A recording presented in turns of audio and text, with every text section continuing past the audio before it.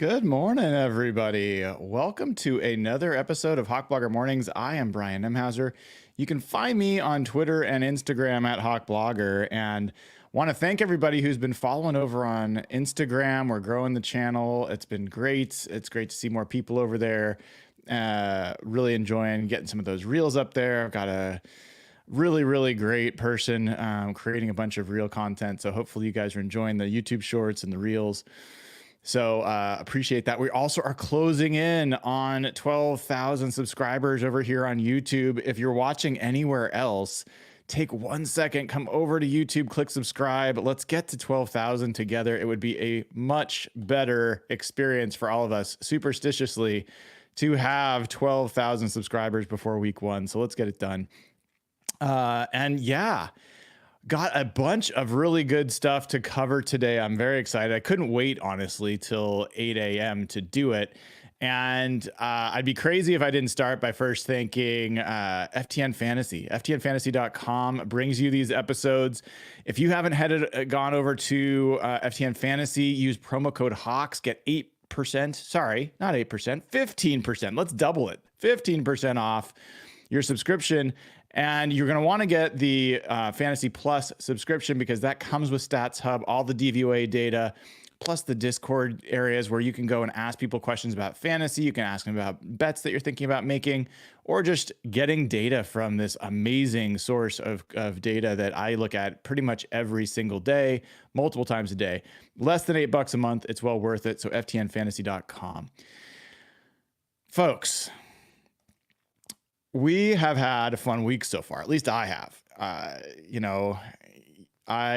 got it kicked off Monday. Obviously, that is Labor Day, and couldn't do all of our normal things that we would have normally done on a Monday. But Tuesday, it did get to announce on Monday the Pagliacci sponsorship, which is amazing, which has made it possible for us to bring Robert Mays on for a weekly guest on this show through the season.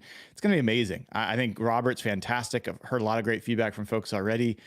He's going to bring a really unique perspective. And one of the things I had done as we were kind of figuring out which guest to bring on was ask everybody who, I gave some options of who might be a good guest to bring on. And there were two that for me stood out from the pack. And Robert was one of them. And Robert's a little bit less known for people in this area. He's nationally much more known, but I'm really excited Pagliacci signed up to bring him on. He's a guy that, is not easy to get. So that was a huge addition to the show. And I can't wait to be talking to him. We've got Ray Roberts, who's going to be coming on every other Wednesday to do Big Ray's Rewind. So next Wednesday, hopefully that'll work out. We'll bring Ray back again. And today, folks, Thursday, September 5th, I get to tell you that tomorrow we debut another weekly guest. This is someone who's going to be with us. This is someone who should be more familiar for a lot of Seahawks fans. In fact, this is a person who kind of inspired my blogging in a lot of ways. And he and I worked a little bit together when he started one of the first Seahawks blogs for a newspaper down there in Tacoma News Tribune. His name is Mike Sando, and he's been on the show before. He is literally the person who left the first comment on my blog when I launched Hawk Blogger back in 2007. He obviously works for The Athletic now and has been a just fantastic reporter, and I think just a role model for anyone who wants to do the job the right way. And so he's still, I think, down there in Tacoma, and Mike and I are super excited to be able to do this. We've laughed about the fact this is coming full circle, and he's excited about it. I'm excited about it. We've talked about the fact that I think a lot of folks really liked the Dave Bowling interview that I did. I think that was just last week. With so many shows, I lose track of when they were. But Dave Bowling and Mike are really close, and I think I've talked to both of them. We'll try to do a few shows during the year. We'll see how it goes, where we bring both of them on for a little old school Tacoma News Tribune roundtable, and we'll learn a lot from them and their interaction. So I think we're all going to get smarter, better, have a ton of fun bringing those guys on. And so now you're talking about, I think, a pretty monster lineup here. I mean, Robert Mays every Monday, Ray Roberts every other Wednesday, Mike Sando every Friday. And you don't get these kinds of folks on a regular basis on shows like this. So I couldn't do this without the sponsors. I couldn't do this without you all as listeners, subscribers, just watchers, likers, all those things. So really, really appreciate it. And want to make sure, folks know I want to invest back into the show. I want to make sure that this is ideally going to be the best place for you to get your Seahawks coverage. At least it's going to be the place that you can't miss. I get my Seahawks content from all over the place. Obviously, I don't listen to my own show, but I listen to a bunch of places, and there's certain places, shows, podcasts, interviews that are must listens for me every single week. I'm hoping to make more of those kinds of situations and episodes on this show. And you guys are just a huge, huge part of it. So thank you all for all that you've done. And I could tell from chat, everybody's pretty excited about that. So I'm super stoked. It's going to be super fun. And I can't wait till Sunday, guys. Let's get that here as soon as possible. So that's the big news. Congrats to everybody on that. And then we'll have that show tomorrow. So I'll work it out. Mike is actually right now in Kansas City covering the season opener today.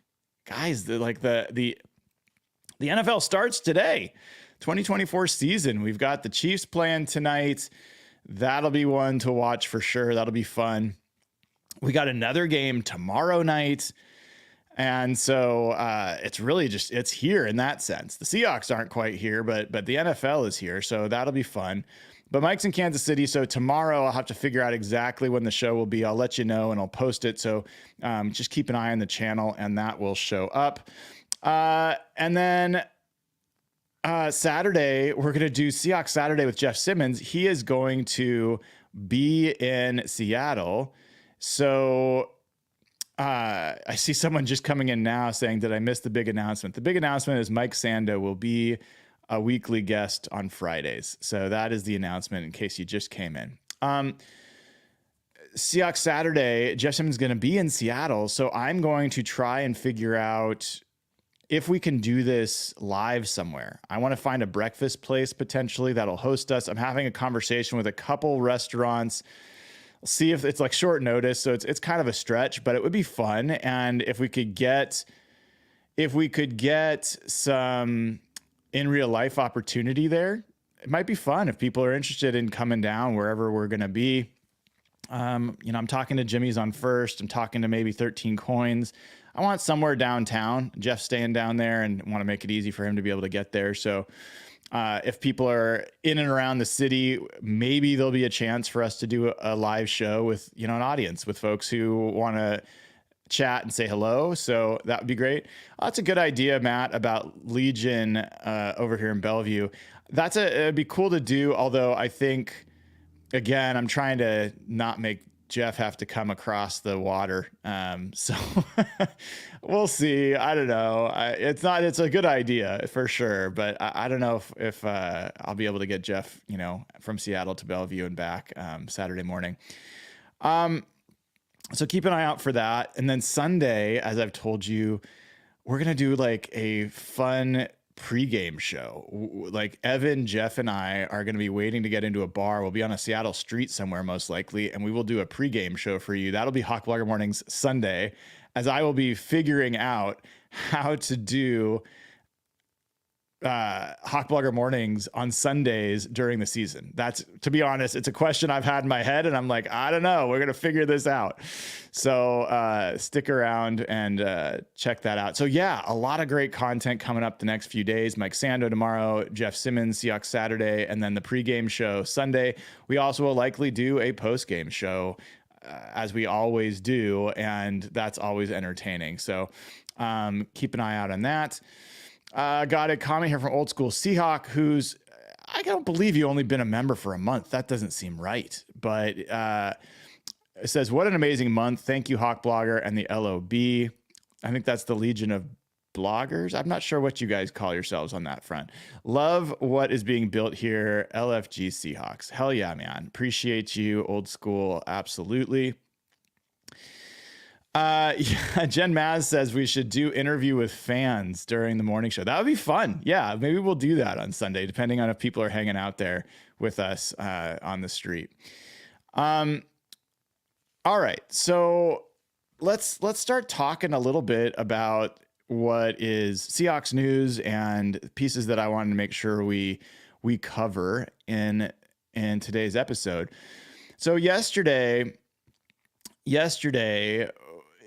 clicked into kind of the game week. It's a little bit odd with Labor Day. Usually there's a Monday, Wednesday, Thursday, Friday kind of rhythm to the schedule. Without the Monday, things got a little bit awkward or a little bit different. But yesterday we were in the auditorium talking to Mike Macdonald, talking to DK.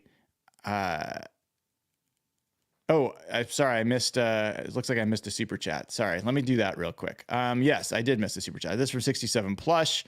Thank you for that. Good morning, Brian. Random observation. Based on how he reacted, DK looks like he's all good with you based on his media response. Quest to 12K. Yeah, I don't think DK thinks twice about me. I think I wanted to make sure that was not a story quickly. It's not about me. I don't ever want to be Mr. Brian, the way, Joe used to be Mr. Joe to Jamal. And for DK, I mean, I highly doubt he thinks twice or even once about me or any other media member. I don't think doing media stuff's his favorite thing. I know he knows he's got to grow in that area. And so I don't have any issue with DK. And, yeah, it was fine. We're actually going to play some DK sound here in a little bit, answer to some of these questions. But yeah, all good there. And appreciate that. So anyway, we talked to Mike Macdonald, we talked to DK Metcalf, we talked to Tyrell Dodson. I've got some sound from Mike Mack and from DK that I wanted to play and share some reactions to. And then also I wanted to kind of juxtapose some of the Mike Mack sound to some sound from Sean Payton, because obviously they're doing their pressers as well. And there's an advantage, I think, that the Seahawks may have that hasn't been discussed enough. And so I want to get into that in a little bit. But let's go ahead and start listening to some of this sound. The first one is just a general challenge that Mike Macdonald was talking about with week one. It is a tough situation for all teams. And so it was interesting to hear Mike Mack kind of talk about his initial read on why week one is a challenge. They are and what they want to be and what type of, the plays that kind of what they're the beginning of the season started again. Yeah, for the beginning of the season is tough because, everyone has an idea about who they are and what they want to be and what type of, the plays that kind of what they want to hang their hat on schematically, the personnel, how they want to utilize their personnel. So you don't have that sample size, at this time of year. So you really just have to focus on executing your stuff the best you possibly can and make them, beat you throwing your fastball. So that's been the message to the guys, we're going to be running our stuff. We're going to be running our stuff from now until whenever. But, yeah, it's hard to kind of pick and choose and tailor it to how they've operated because the sample's just not there.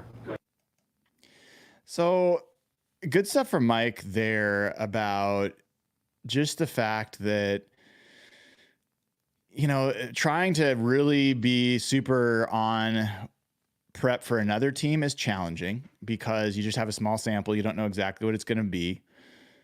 I'm going to play some sound that kind of flies in the face of that a little bit in a few seconds, but that's real.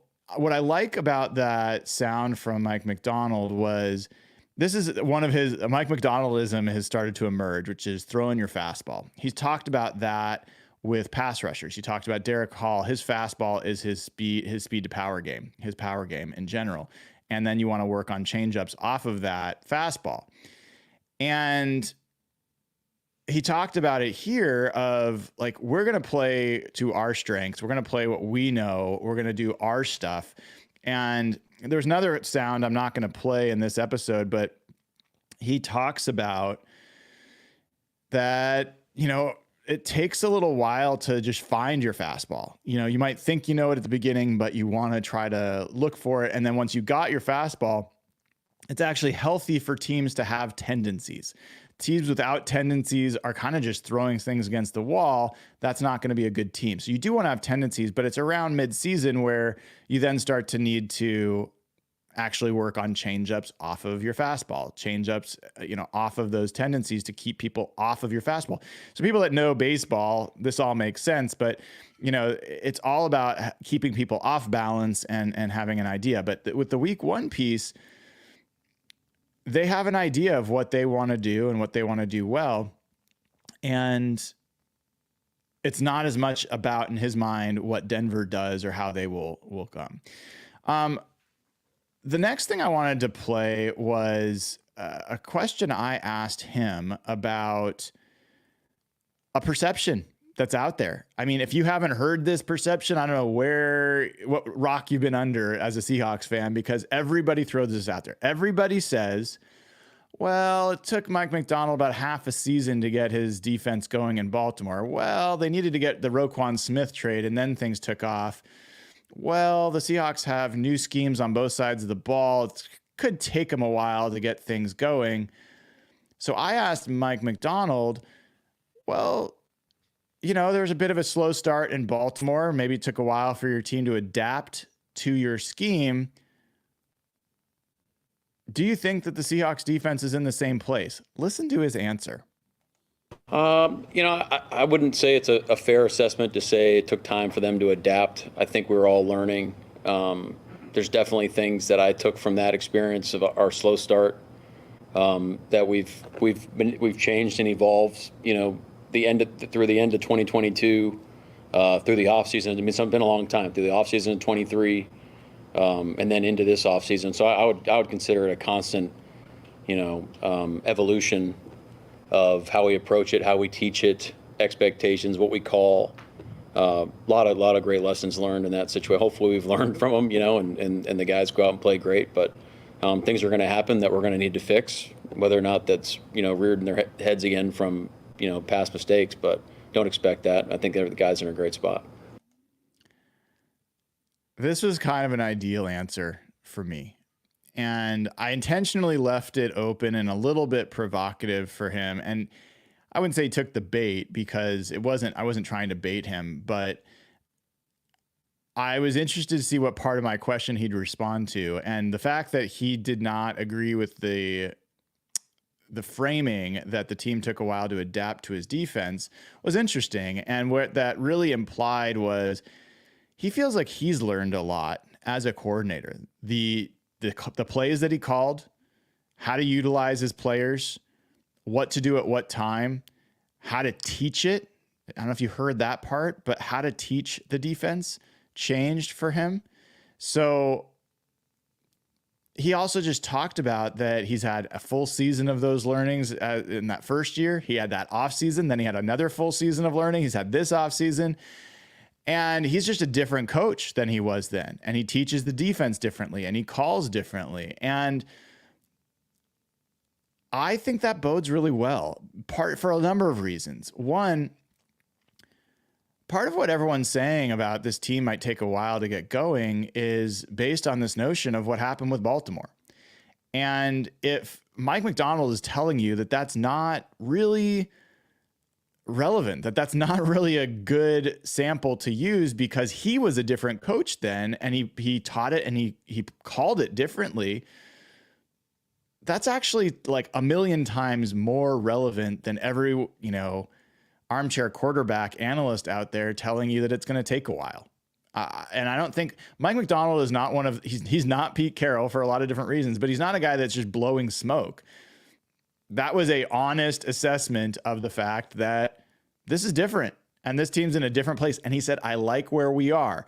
And this is a guy that has been very clear when he's not been happy where they are. Now, I don't think he'd be going into this game and into the season saying, I don't like where we are. Like, I don't think he's going to be that honest, but I've seen the progression of how he talks about his defense. I've seen when he's been frustrated. I've seen when he's then felt like he's seen progress.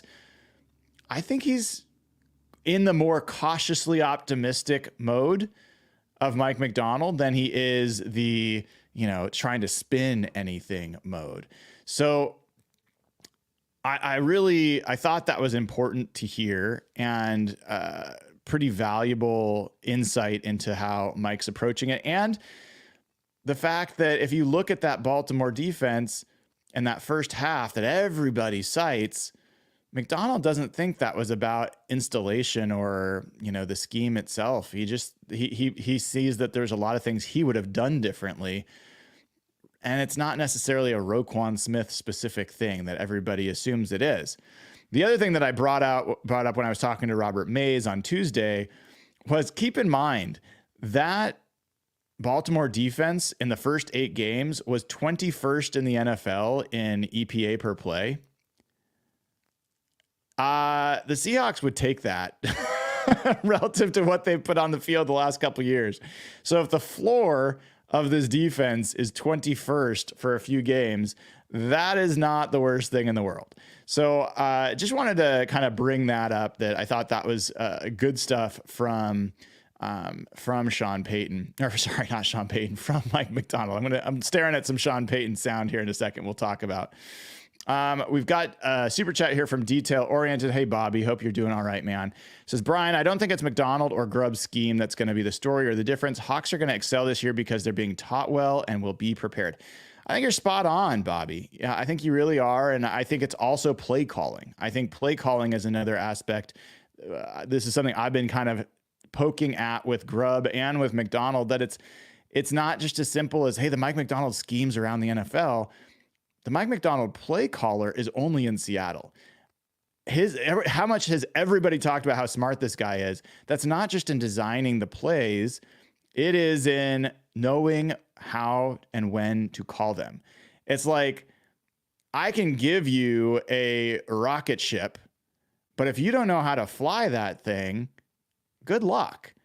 So you can just press some buttons, but it doesn't mean it's going to go well. And in fact, it'll probably blow up on launch. So let's celebrate the fact that Mike Macdonald is here.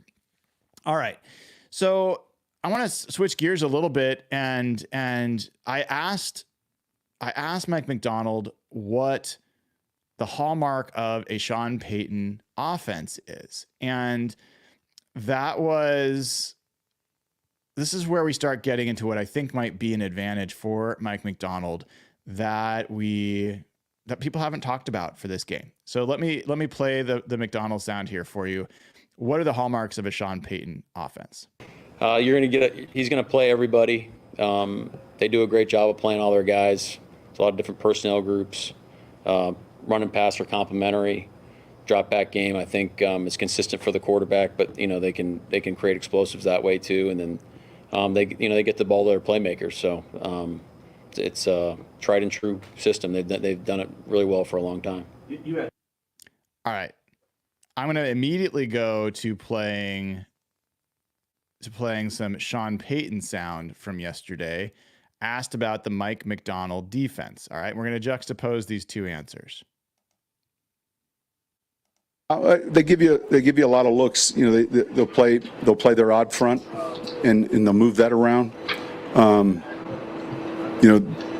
They've done a great job. I think in his last 2 years, he's second in the league in takeaways. So they're an opportunistic, aggressive defense. The challenge this week is you've got the Ravens element when we're looking at defensive film, and yet looking at the Seattle personnel. And so you're kind of going back and forth from a cut-up standpoint. And it's not unusual when you have a new staff. And then defensively, you have a new offensive coordinator who's coming from college. So you're paying attention to the preseason, of course, but then also maybe trends and things that they've done prior. Obviously, with Mike, there's a lot of Baltimore in the cut-ups that we're studying, and yet, how much makes it in year one into Seattle's package, only they would know that, not us. But they do a good job with disguise. They hold their disguise as well. They create some challenges. All right, so that was Sean Payton. Did you all hear what I heard between those two?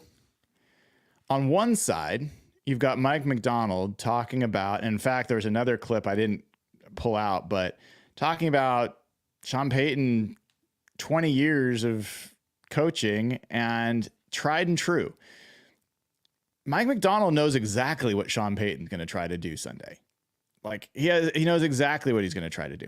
He talked about knowing what he would likely do to help a rookie quarterback, and that it's not necessarily the run game, but like he talked about, this is Mike Macdonald talked about, well, I don't know about run percentage, pass percentage, but there's going to be things you can do to help a rookie quarterback. Those are going to be things like quick game. They're going to be easier throws. They're going to be rolling them out, like whatever. He knows what to expect from Sean Payton. And similarly, you have a pretty good idea what to expect from Vance Joseph, their defensive coordinator, because he was there last year. Vance Joseph has been in the league for many years. He's a blitz-centric defensive coordinator. You kind of know what you're going to get. And the personnel has not changed that much in that regard to where it's going to change the scheme or change the play calls. So you've got a guy in Mike Macdonald who everybody says is brilliant and smart, one of the best defensive minds, if not the best defensive mind in the game, who has a bead on what he's going to be going up against. Doesn't say it's bad, but he knows what he's going up against. That's a pretty big deal for week one because, as Mike Macdonald said in the first clip I played, you really just don't have a big sample size otherwise to know what to expect. Well, I think they do. I think the Seattle does.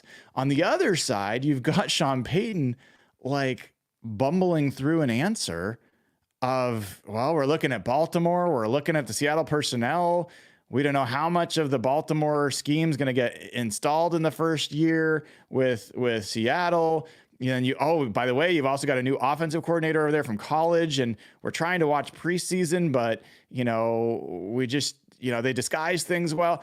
He's kind of all over the place there. And the basic sum of that answer was, we don't know. We don't know what Sunday's going to look like on either side of the ball.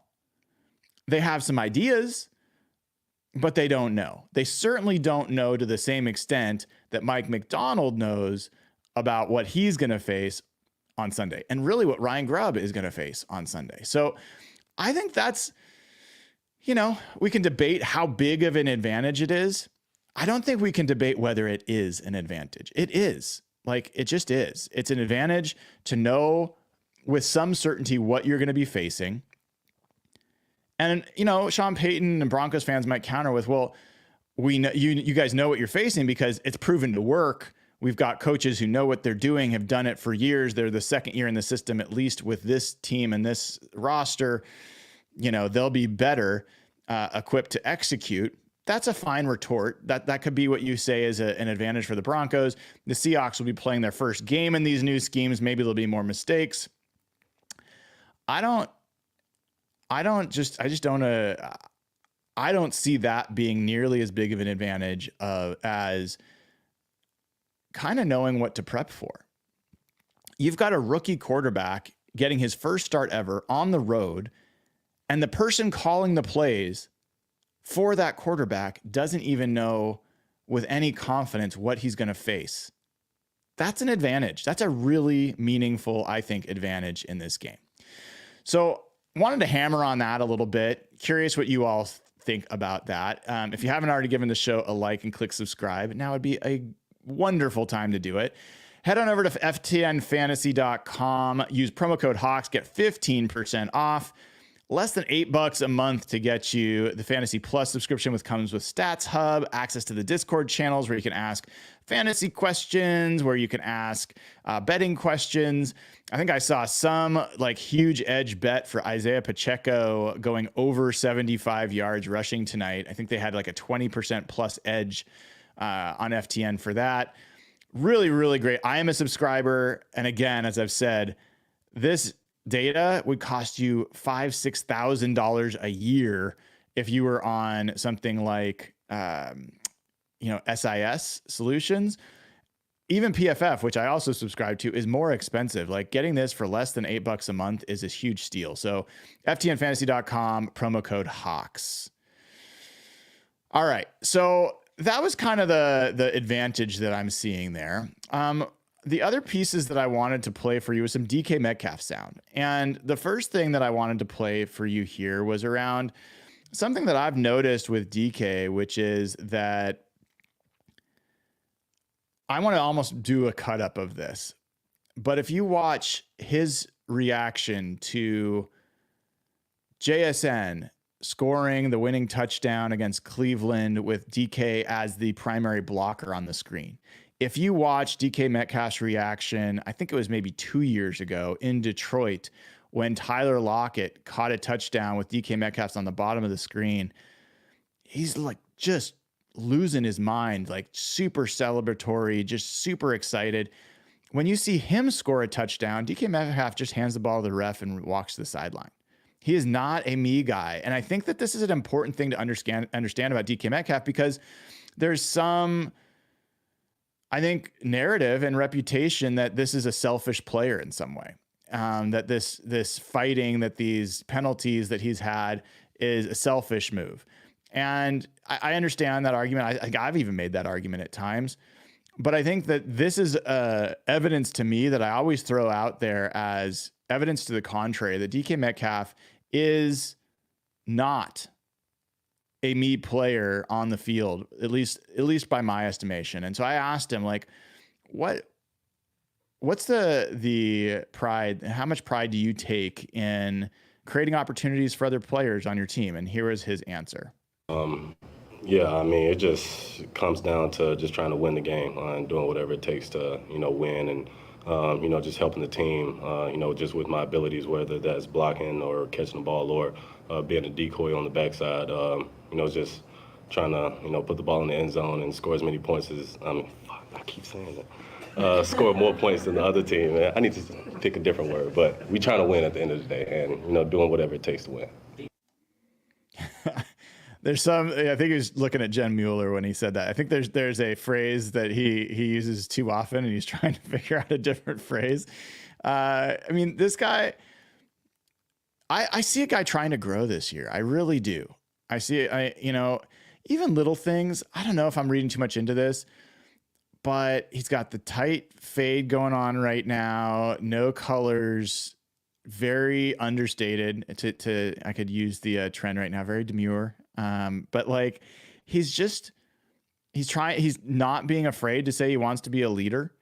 I put a quote out there on Twitter last night. His answer to that I thought was fantastic.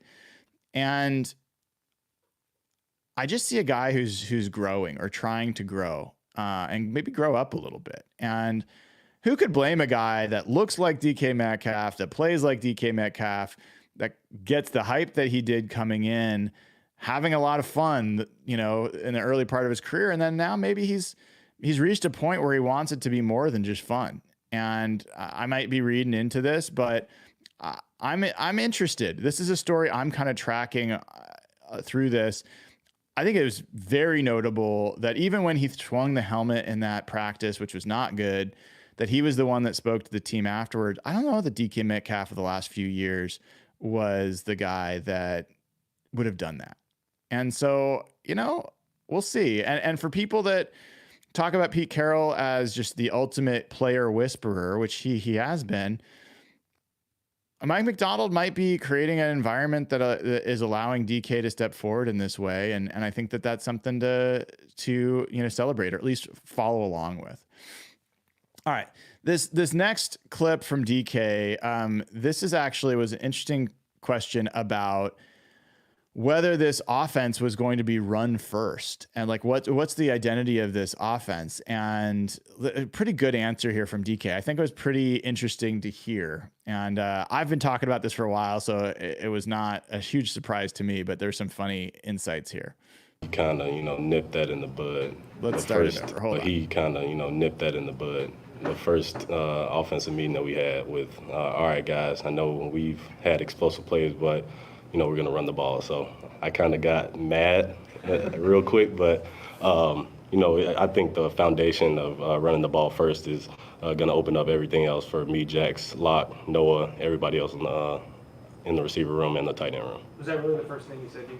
Yeah. Well, he was happy to be here. Then he said we're going to run the ball. So that was DK talking about Ryan Grubb's. First thing he said to the offense was, I know that you know about our explosive plays in Washington, but we're going to run the ball here. And I've been anyone that's been listening to this show knows that this is something I've been talking about for a while. Everybody's talked about Ryan Grubb throws the ball down the field, very vertical, very explosive. He tosses the ball everywhere. I don't know if that's going to work in the pros. If you've listened to what Mike Macdonald and Ryan Grubb have said every single time, they want to be physical. They want to run the ball. They talk about it every time. People like it goes in one ear and out the other, but that is what they want to hang their hats on. And they look at Ken Walker and are drooling about what he can do. This is why Ryan Grubb said, if it takes me hiring 10 offensive line coaches, I've committed to John Schneider, we're going to get that run game working. They are going, whether it works or not, they're going to want to really get the running game untracked. And I can hear Ben Baldwin now on Twitter, just like Nathan Ernst, like freaking out, and we'll hear all these criticisms. I don't care. I absolutely believe, and I don't care if analytics disagree. I'm okay to be a Luddite here. An offense that can run the ball effectively is so much more dangerous than an offense that can't. And that should just be obvious to me. It doesn't mean that it's more important than the passing game. I don't think that that's the case.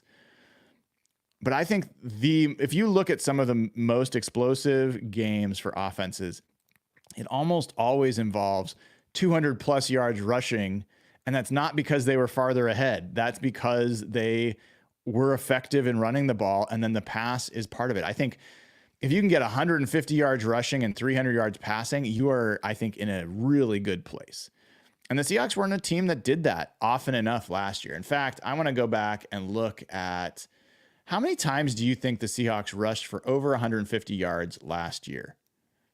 Off the top of your head, how many times did the Seahawks in 2023 run for 150 yards or more last year? Going once, going twice. What if I told you it was 0 times? The Seahawks rushed for over 150 yards 0 times last year. Their highest rushing output was 146 yards against the Carolina Panthers in week 3. They did not rush for more than 121 yards the rest of the year until the final game of the season against Arizona. They rushed for 138 yards. This was not a good rushing team last year. And I think this was one of the biggest results or side effects of the offensive line injury situation and the things going on there. This team is going to be a team that don't be surprised if it's week 1 this year, if it's Sunday that they rush for over 150 yards.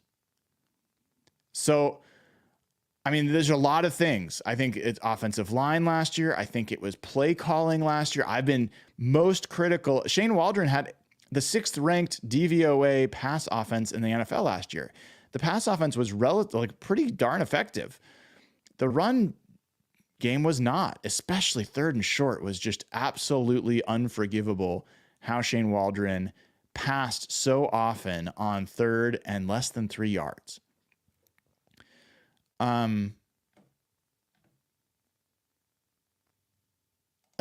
Sorry, I see a super chat from Detail. I was trying to read it while I was before I put it up there. It says, Brian, look at chat after show. I know you downplay your questions some and think you can improve, which is a good thing, but I have to say you're doing great. It's refreshing. Keep up the great work. I appreciate that. Look at chat after the show. I don't know what I'm supposed to be looking at, but let me know. I will take a look. Appreciate it. I try to do chat and also just pay attention to talking, but it's a little harder than it might look, at least for me. So I do think that that's a big deal. I think it was also interesting, DK showing a little bit there that he was annoyed at first when Grubb said that it's going to be run centric. And look, I don't think this means that they are going to be a 50-50 run pass team or a 60-40 run pass team. I think they're still going to pass the ball all over the place. I do think that the run game is going to be persistent. And one thing I will say about Grubb, my only criticism of Grubb's offense in Washington is there were times that he got stubborn with the run, and I felt like he got away from their strength. And that's just like, nobody's perfect, but like there were times I felt like he was a little too focused on trying to get the run game going and was not taking advantage of their passing game. A little bit different personnel here, but you could say that in positive or negative. Offensive line, running backs, kind of up and down depending on how you look at it. So I thought that was interesting sound from DK. And let's get one more sound here from DK Metcalf. I asked him about the fact that Ryan Grubb's moving him around and what are the challenges and opportunities that presents. And here's what DK said. The only challenge is I got to learn more plays, more positions. The advantage is defenses have to, stop me on the inside and Jackson lock on the outside or vice versa. So I think just brings in another element that the defense has to, stop on our offense. So here's my read of that answer. And I'm still learning DK in terms of his intonation and his body language and facial expression on different questions and answers. I super focused on all those things. I don't have to pay attention to it. It's just very natural to me that I'm reading a person as they're answering. And my read is he didn't like having to learn that stuff. I think he's like, man, this is a lot of more work for me. But I think he also recognizes what it could mean for him, what it could mean for the team. And so now that he's over the hump of having that work to learn all those things, I think he's going to reap the rewards of it. And we're going to start seeing that Sunday because look, the Broncos almost certainly are going to try to have Patrick Surtain lined up against DK as much as possible. What's that going to look like if DK is lined up in the backfield? How are the Broncos going to handle that? What does it look like if DK's in the slot? What does that mean for Riley Moss? Where does he go? Who ends up being isolated on Jaquan McMillian? There's a lot of things here that are going to force the defense to have answers to questions that people haven't had to answer before from the Seahawks. They haven't had to, DK Metcalf was parked in one place at X. He would run routes from that route tree, and you knew that. Not so much anymore. I think that's going to be a big difference. I think I'm going to keep coming back to Laviska Shenault. I think he's going to be a big difference maker in this and something to keep an eye on. So I'm looking forward to all of that. I'm looking forward to the motion. I'm looking forward to the movement. I'm looking forward to the quick passes. I think, it could be a very exciting offense to watch, and I can't wait to see it. So we got a super chat from Smokehawk. Says, Brian, how many 150-yard rushing games did we have in the second half of the 22 season? I bet it was very low as well. I will tell you really quickly. In 2022, there were 2 rushing games of over 150 yards. The last 2 games of the season were 198 yards against the Jets and 197 against the Rams. So there was a number of games in 2022 where they did cross the 150-yard mark. All right, folks, I'm going to leave it there. Please give the show a like, click subscribe. I will see you all tomorrow with the show from Mike Sando appearing on Hot Blogger Mornings. It will be fun. I can't wait to see you all then. Until then, Oh, by the way, I will not be at the Seahawks facility today. I got something I cannot move, so I will miss being able to ask questions, which I'm bummed about. But Geno Smith will be talking. Ryan Grubb will be talking. Adam Dirty. I am so bummed. This was the day I really wanted to be there, but can't do it. So I will be back at you tomorrow, and we will do more then. So take care, y'all. Appreciate you. This is Brian Nemhauser. You can find me on Twitter and Instagram at HawkBlogger. This has been episode 165 of Hawk Blogger Mornings.